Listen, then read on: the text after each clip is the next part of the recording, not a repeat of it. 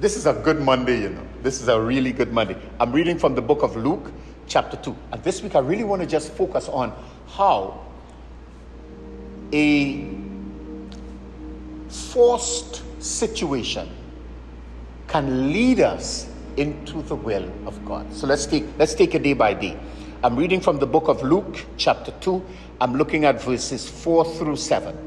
And it says, and because Joseph was a descendant of King David, he had to go to Bethlehem in Judea, David's ancient home. He traveled there from the village of Nazareth in Galilee. He took with him Mary, to whom he was engaged, who was now expecting a child. While they were there, the time came that the child, for her baby to be born. She gave birth to her firstborn son.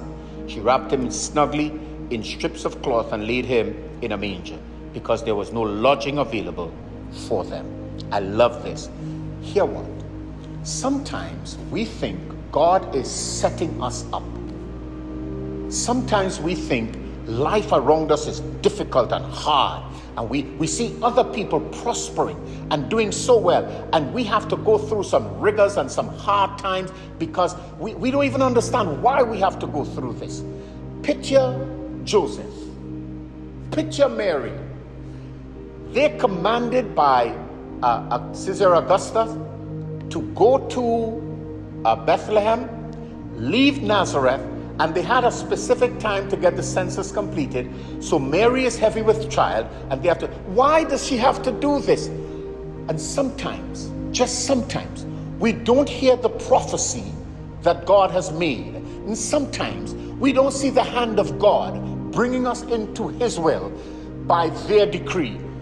Sometimes we're unaware of some difficult situations, opening up the experiences we need to walk through the places that God would be leading us. So they're traveling in difficult terrain because Bethlehem is where this child must be born.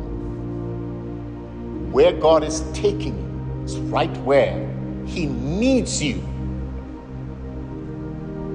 to be born. He needs you to be activated. You have had some rough times, but all of that is bringing you to this.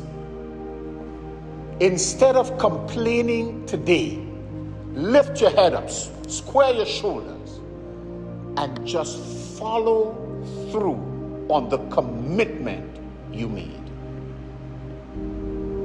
In Jesus' name, amen.